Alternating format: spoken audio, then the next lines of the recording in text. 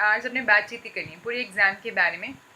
तो सबसे पहले तो जो अपना एग्ज़ाम है उसका क्या पैटर्न रहता है वो डिस्कस करते हैं। पहले एग्ज़ाम के पैटर्न को डिस्कस करेंगे, फिर जो इंपॉर्टेंट सब्जेक्ट्स हैं जो उसमें कवर करनी चाहिए वो डिस्कस करेंगे, और फिर पूरे एग्ज़ाम की जर्नी में कैसे खुद को मोटिवेटेड रहना है, क्या इंपॉर्टेंट चीज़ों पे फोकस करना है वो डिस्कस करेंगे। ठीक है, फेयर इनफ। हेलो अभिषेक, क्या हालचाल? तो फिर करते हैं आज का डिस्कशन स्टार्ट। सबसे पहले तो अगर आपको ये सब जानकारी हासिल करनी है तो आप HRD की वेबसाइट पे जा सकते हैं। आप लिखो CSIRHRDG.RES.in तो ये वेबसाइट खुल जाएगी। तो council of scientific and industrial research मालूम है आपको, CSIR वही है जो अपने एग्ज़ाम्स ऑर्गेनाइज कराती हैं। तो CHR UGC नेट की वेबसाइट खुल जाएगी। मैथमेटिकल साइंस अपना सब्जेक्ट है, तो मैथ्स वालों को मैथमेटिकल साइंस अडॉप्ट करना है। ठीक है, अपना 3 घंटे का पेपर होता है और एग्ज़ाम स्कीम कुछ इस तरीके से रहती है।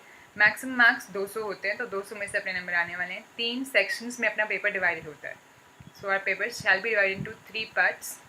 अब जो ये एग्ज़ाम है वो 2 चीज़ें करता है। एक तो लेक्चररशिप की एलिजिबिलिटी में हमें हेल्प करता है, और दूसरा हमें JRF मिलती है, इनकी जूनियर रिसर्च फेलोशिप मिलती है, जो कि फर्दर हमें PhD परस्यू करने में हेल्प करती है। ठीक है, 3 सेक्शंस हैं। ए सेक्शन होता है वो बेसिक सेक्शंस होता है। उसमें क्या होता है, रीजनिंग के, एनालिसिस के, एप्टीट्यूड के ऐसे क्वेश्चंस होते हैं। जनरल साइंस होती है, क्वांटिटेटिव रीजनिंग होती है, एनालिसिस, रिसर्च, एप्टीट्यूड, इस टाइप के क्वेश्चंस होते हैं। ठीक है, उसमें the candidate shall be required to answer any 15 questions. कितने क्वेश्चंस होंगे, कितने क्वेश्चन है इसमें? 20 क्वेश्चन है। 20 में से कोई भी 15 आप आंसर करने होंगे आपको।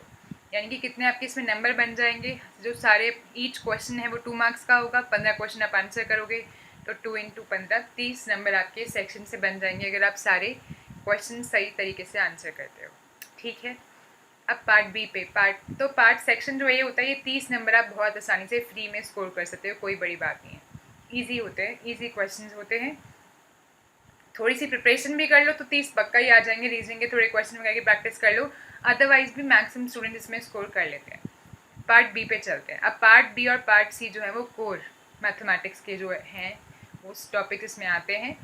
पार्ट बी में 40 मल्टीपल चॉइस क्वेश्चन होंगे। Multiple choice question single select, generally covering the topics given in the syllabus. इसमें से हमें 25 अटैम्प्ट करने होंगे। 40 में से 25 करने हैं। 15 क्वेश्चन हम चॉइस की तरह छोड़ सकते हैं, तो अच्छी बात है, काफ़ी चॉइस इसमें अवेलेबल होती है। Each question shall B of 3 marks. 25 करने हैं, 3 मार्क्स के सारे, तो 75 नंबर आपको मिल जाएंगे अगर आप सारे सही अटैम्प्ट करोगे। ठीक है, so the total marks recorded in this section will be 75। ऐसे ही पार्ट सी होता है अपना। This part C shall contain 60 question. 60 question होंगे, इसमें से बस 20 ही क्वेश्चन आंसर करने होते हैं, और हर क्वेश्चन 4.75 मार्क्स का होता है। ठीक है, तो और इसमें मल्टीपल सिलेक्ट होता है, यानी कि the question in this part shall have multiple correct options.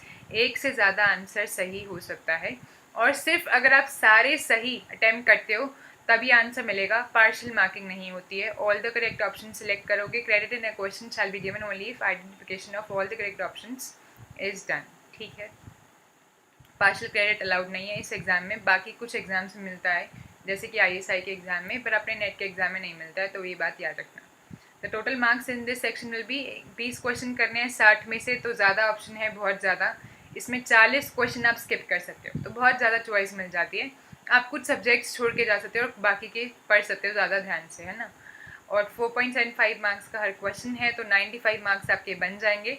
तो 75, 95 और पहले थे अपने 30 नंबर, ऐसे टोटल मिला के 2 से नंबर हो जाएंगे। तो section A, section B and section C इस तरीके से कवर करते हैं।